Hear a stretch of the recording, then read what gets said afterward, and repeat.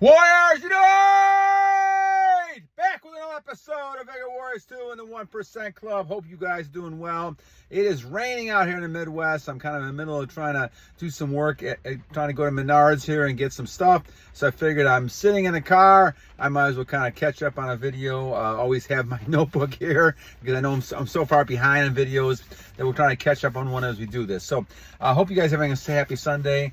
Today we are going to talk about spiritual types of things when it comes to retention, brahmacharya, all those things, and how it relates to us deepening our faith in our Creator and things that we do not see. And that's the important thing to kind of look at. But before we do all that, let's go ahead and once again, thank you guys as always. And I don't always say it, but I should. Thank you guys for your comments. Very gracious, feedback, donations, wonderful. Everything is great. You guys are doing a great job supporting and really contributing a lot. You guys contribute to the topics we talk about. I just try to take them and kind of give you my perspective on those as we go along. So let's do some shout outs here and let's talk about Yisrael Yehuddah. Thank you, my friend. I think you had like 3 of them for this round. Thank you. TKO, thank you. IIIFrencyIII, thank you, my friend. John Jennings, Geo the Genius, a lot of great viewers, typical ones that we've had. Thank you so much, guys. Jon the Dawn had 3, thank you. Delikvente, thank you. Darkness 77. James Langford had 5 in this round. Thank you, my friend. I appreciate that a great deal. Jennings, again, Charles Victoria, Oscar Deez, and Erik Macedo. Diet, and yeah, you're right, Eric. The diet plays a huge factor in how we look at things and how we kind of use the retention, the brahmacharya, sophism, all these things we talk about, how we use those to our benefit to go ahead and kind of add to what we're doing. So, all right, my friends. So let's talk about this spiritual awakening with semen retention. We have a number of related topics here. I'm going to try to cover all those as we talk about this. Duke D had a comment. Derrick, John Jennings want to talk about church and chakras a little bit. Angelic Numbers Blaze, Andre had a question on that. And Yin and Yang, genders from Remington, tufflips. So let's go ahead and talk about these a little bit. All right, so when we talk about this, I'm going to try to keep out, before I say it, my beliefs are in Jesus Christ. And as a Christian, Catholic, I tend to have those beliefs my core. I'm going to kind of go not above those, around those a little bit here to talk about your Creator, because we have lots of people who view things differently on this channel, and that's great. Because in a sense, what I'm looking for is not the religious aspect is of course important. It's important that we kind of have a spiritual base and we get to our Creator. That's important. But I also don't want to, I want to show love to all the people that we have out there that are many different religions. And I think it's important to recognize that that's important. People are people, and we need to go ahead and kind of reach out to people we can. And this message, I'm hoping, does that, because it's not a fact of what religion you believe in.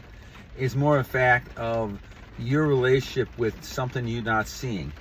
And that's important to me. And when we talk about energy, we're talking about, whether you want to call them chakras, energy forces, whatever you want to call them, life force within you, all those things, we're kind of talking about the same idea here.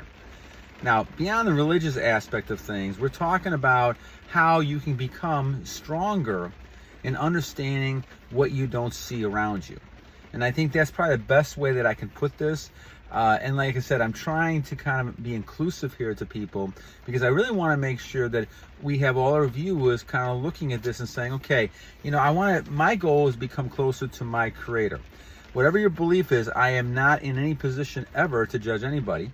And so your beliefs are great because those are your beliefs, and you're going to have those beliefs, and that's what you feel strongly about. We all need to believe. The only tenet that I have is we need to believe, and talking about this, is that we all need to believe in something that we cannot see. That is the hardest part of life, I believe, in my case. Trying to believe in something you're not really believing in, because you don't see it. And so the whole thing is how do we gain that faith, that hope, that there is something out there beyond what we're seeing. And this is important. This is why we talk about, and I know I've had a couple questions on this, sometimes I talk about breaking streaks. I'm not really talking about the relapsing or, I'm not talking about releasing. I'm not talking about fapping, things like that. I'm talking about monk mode, and that's thinking. And this is what we're talking about when we're talking about spiritual awakening. We're talking about thinking. We're talking about your thought pattern and how you're thinking about women or thinking about your creator, how you're thinking about that. That's the whole key to it. The key is going to be how you're thinking about these things and how are you focusing. Are you focused for your God, your creator? Is that what you're focusing on? Now, obviously, we're not talking about many gods here, because now we're talking about something that I don't believe in, that's having many gods. But your creator, someone you believe has created you, how do we connect with that person? This is why I'm doing what I'm doing. I want to get closer to God, my God, and I want to get closer to that person, and I want to do that through a way where it's more spiritual. Getting away from all these carnal desires and things that we're talking about, to me, is the way to do it. I remember seeing an autobiography of Malcolm X years ago, and he had talked about it takes about 12 years to get to God if you're not releasing, if you're not going ahead and using using semen retention or brahmacharya. And I have seen a difference in my spiritual awakening as time has gone on, with being not releasing for almost 3 years, and being able to come ahead and then use that time to meditate and do other things. Now, monk mode, obviously, there's the thought pattern has to continue to be strong, and that's something that's a weakness that I'm having, trying to stay strong when it comes to looking at just focusing on your creator. But that's kind of what we're talking about here. We're talking about awakening the person to the fact that you're not just the only person here on this earth. And of course, you're not around all these other people. There's more to this earth than what you see. And I think that's why we talk about this being really important. So when we talk about church and chakra, and this is John Jennings talking about a question here, I believe that the chakras, there are energy forces. Now, when you want to call them chakras, you want to talk about energy forces, you want to talk about energy, life force within you. There's a lot of terms that people use when talking about this. I'm not going to refer to them as being religious, those type of things, though some people do use them in their religions. I'm talking more about the physics idea of this, the fact that you are a person who has energy, and that energy does work. Now, how churches look at that, how people look at that, those are things that are different religions look at those things. I'm not as concerned about that. I'm concerned about something that works for you and me. And again, the key to me is the whole thing is that as you look at this, you're looking at something beyond what you can see. You can't see the energy forces within you. You can't see the fact that you're made up of molecules and energy. You don't see that. We see in front of us a car, we see in front of us a person, we see ourselves. We see those things, but there's other things that make us up. We don't see those things. So naturally, we struggle believing those things, right? And it doesn't necessarily mean that you're going to go off and believe in another god or go different types of things like that if you believe in chakras. But I also think that you have to kind of look at the perspective and saying, okay, if the energy force is working and you're trying to use those through your daily activities and behaviors, it is important to know that information and to understand how that works. And obviously, we've talked about Kendler's book, talking about those energy forces and the fact that as you continue doing those exercises, and I haven't done my exercises yet because I just came from doing a little bit of work before it started raining, and I'm going to go back and do them a little bit later. But the energy forces keep the chakras going, thereby that person's going to live longer. And that makes perfect sense, and no matter what you're calling it, it makes perfect sense if you look at the idea of believing there's something more than just your body, what you're seeing. And I think that's the whole key to what we're talking about here. So I think the church, the chakras are probably the number of churches that have struggles with the idea of the chakras and the idea, especially when you compare Western world to Eastern world and different things like that. and the idea of Hinduism, Buddhism, Christianity, all these type of things. You could probably have, there's a number of things that overlap, but there's also a number of things that people would argue against. The question is not a matter of argument to me. The question is, do you have faith in something you cannot see? No matter what you're calling it, no matter what you're saying, looking at, and energy forces, especially now, you're looking at it. Now, once again, I'm not going to put my feelings into a video for you guys, because that's not right. That's not the way I think we should do this. I think the thing we should be doing is reaching out to everybody and saying, okay, this is what's out there when it comes to looking at research and ideas. And obviously the chakras is an idea that's out there and talking about this. So I think Jon has got a good point for bringing it up. I think it's important to look at this. And I think certainly when it comes to the exercises I focus on, the Kendler's exercises, those all kind of focus on the chakras. And I think that's important to kind of look at and see. And I do believe in my case, I believe for whatever reason, it's actually worked. Again, I'm getting close to my creator because of it. And I'm hoping that you guys, as you use these, also get closer to your creator as well. So I think it's an important type of concept to look at. But again, I don't really want to focus going on the idea of we're going to go ahead and move away from, we're going to go to a different religion, one religion against the other. I think in the long run, we are all human beings that should love each other and be peaceful and work together and strive to be better. And there's so much divisive nature out there right now, and people labeling things and they're stereotyping things, and that's what separates people. I think that we need to not separate as much. I think we need to kind of bring together and find commonality instead of trying to find differences. Now, angelic numbers, Blaze asked me about this as well. I think, again, guys, if you look at this, angelic numbers can be used to, verify that you're on the right path, the right direction of things that you're going to. I think that, again, you're talking about communicating with your creator. And I think no matter what you believe in, this is an important type of concept to look at. What you believe in becomes important because you're looking for that communication with your creator. And so as you're doing something, it's always good to sit down and meditate and to pray and to kind of focus on what I'm doing. The daily meditations is always important. I think you're going to see things that are going to give you signs that you're in the right direction or you're in the wrong direction. And I think angelic numbers are an important part of what we see. Now, once again, what you believe in kind of interprets how you're going to interpret all that. But again, any communication you see from your creator is important. And so you can use all the things around you. Your creator, in my belief, will tell you things all the time. They will give you ideas. They'll show you the path. You just have to be aware. Again, I go back to the same thing that I'm kind of talking about this whole thing, that it is really hard for a human being to believe in things they cannot see, because they think they can't see it out here. Like I'm seeing the rain out here. Then obviously there's nothing more than just the rain. Well, obviously the rain has been made up of different fronts and currents to create that rain, and I can't see any of that, right, from here. All I can see is the rain hitting the car. So it's the same kind of philosophy we're talking about when it comes to, this idea of retention, brahmachari. This is why a lot of people are not liking the idea, or they don't agree with it, because they can't see the results. They don't know the results handle internally, and a lot of it is a spiritual type of thing as well.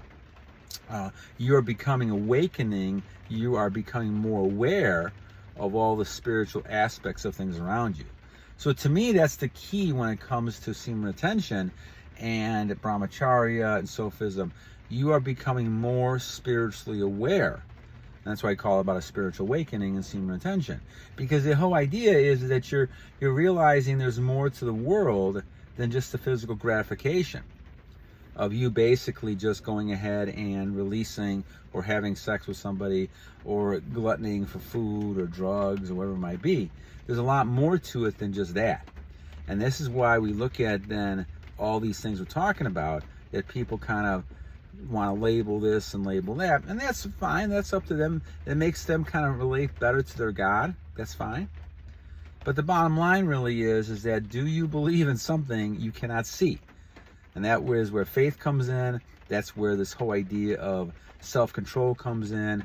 Are you delaying that short-term gratification for a longer-term relationship with your God? And that's what you're kind of focusing on. And that's something that I believe in deeply. That I'm not going to waste my energy that I have, and I did waste it for many, many years, and waste it on something that is going to be temporal.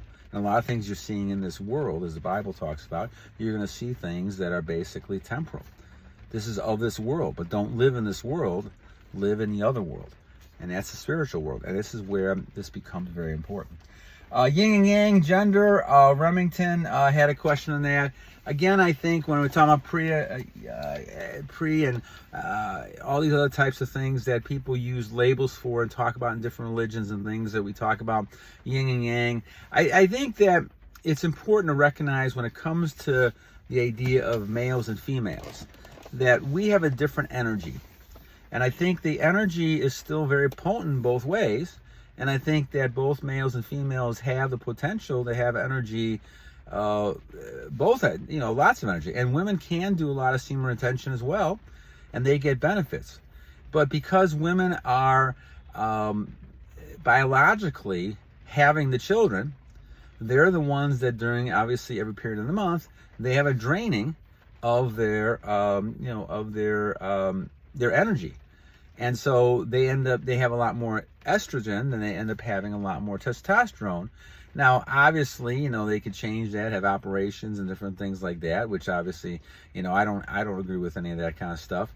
But people do that, and they could try to alter all that. But the thing is that the different energies come from that. This is why when we talk about the fact that males who tend to get involved in releasing all the time, and they're doing it on a general basis, and I've seen lots of case studies and reports on this, and I think I talked about this the last time, is that they become looking more feminine. They look more feminine because they're losing energy, and as they're losing energy, then they become more what women look like, especially after they've lost their energy during each month. And so this is why you talk about the fact that males look like they're more feminine. As a result of the males looking more feminine, then females have to be more masculine. I mean, they have to take on those roles. They have to act that way. And so even though they may not have that energy, and there's times you can see that. You can see women who try to be masculine, and the energy is not there. They talk a good game.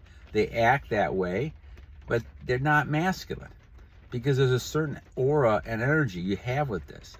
And females do not have that energy because a lot of their energy basically is for nurturing.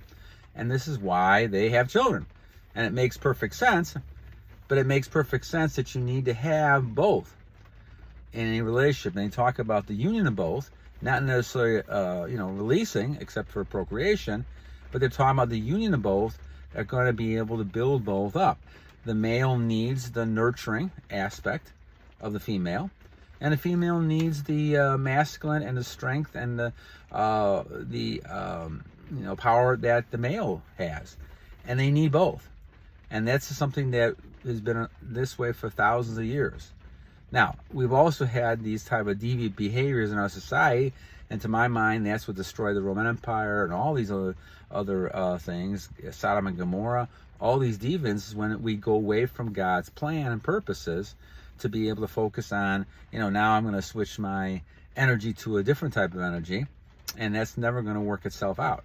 There's also a lot of those type of deviant behaviors, and so again, people are not happy. They're not satisfied, so they try to take it to more and more extreme, and now they totally lose control of themselves and everything else. And so this happens a lot when we're focusing on this idea of males having a certain energy level but losing their energy level. This is why you should not be releasing. But again, we're in a society where people are brainwashed saying, it's great to release and do all this other kind of stuff, and you're going to get sick if you don't release, or there's going to be major problems and things like that. I don't know. I haven't released for 3.5 years, or 3 years almost, a little bit more, about 3 years, and I actually feel better than I ever felt before. Now, could something happen to me because of all the 47 years I had before? Of course it could. But I'm going to tell you, the last 3 years have been probably the healthiest that I've ever had. And I contribute that to the basic idea of holding that semen in and learning how to transfer it. Now, it took a while to learn how to transmute it, and that's something that we have to kind of focus on and use as we're doing it. This is why a lot of times most the men who are really successful don't do it until they're well into their 40s, 50s, and a lot of times 60s, because they just they've tried to use that power to chase women and have intercourse and things like that all the time, and releasing, which has been kills them as compared to anything else. It's kind of funny. I saw cicadas out there over this weekend, Memorial Day weekend, and again, it's the same old philosophy that the males are trying to mate, and they're not with us much longer than that. And it's the same old philosophy. Whatever species you look at, the males are basically producing, but then they're not needed because the females are the one nurturing the next generations and things like that. So as you look at all this whole thing, the idea then is to be able to say, okay, there is different energy sources. If you know that, and I agree there are, and whether you want to call them different types of forms, you can, whatever language you want to use. But the idea is that males and females, there's a reason God has given them different levels of energy levels. And there's different types of things involved in all that. So once again, I'm going to focus more on the energy level. The religious aspect and those things are things that each one of you out there obviously has to make personal decisions on. I'm not going to be here to judge or to push anything beyond the fact that I think it's important to go ahead and believe, warriors, in something that you cannot see. There is a world out there that's not physical. There's a world that's spiritual. There's a world that we don't see. And that's the dangerous world that we're living in. That's why the battle has to be continued here, so that every day we're not falling victim to temptations that we see all the time. Whether it's sexual temptations, whether it's eating, drugs, things like that, gambling, it could be a lot of temptations. We have to learn how to master ourselves. And if we do that from within, then we connect more, in my mind, to all the spiritual things that are out there. And so the spirit is very important. I remember when I saw my mom and dad, passed away, I literally saw something leave their body. And to me, in my mind, once they were passed away, they were no longer my dad and mom. They had moved. And I know we talk about this with some of my physics classes that I have. Energy cannot be created or destroyed. It just transfers, almost like a gas. And when you look at a block of ice, with a block of ice, you put heat to it, it transfers into water, and then it evaporates. So it's going from a solid to a liquid to a gas, but this is not destroyed, it just transfers. And who's to say that we don't do a lot of that stuff as well? And so as we lose our body, that you call it, in our society, well, then we transfer this to something else. And the spirit is still there. The spirit is always the soul, and the spirit is always there, in my mind. And that's where the key is. So you have to continue to build that things you cannot see. And you do that, one of the ways you do that is through the self-control and retaining, so you can get closer to your God, your creator, as time goes on. All right, friends, hope this helps a lot. I want to put a bunch of these together.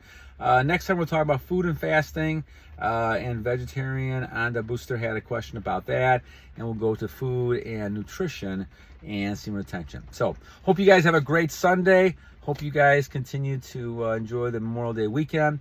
And again, guys, 2 things to always keep in mind. 1, every day is a new day to a great warrior. I don't care if it's raining outside like it is today in the Midwest, or it's sunny outside. Every day is a great day, and you got to look at it at that perspective.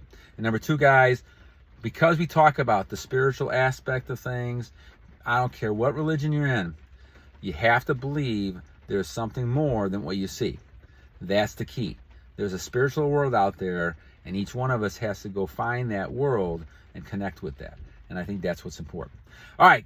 God bless you guys. And remember, don't always forget this, my friend. I almost forgot it. Don't always forget it. You have to continue to battle on! Bailing on is the end of the episode because it means we're moving on. But uniting means we're coming together, just in case you need that. God bless you guys. Have a great weekend. Take care.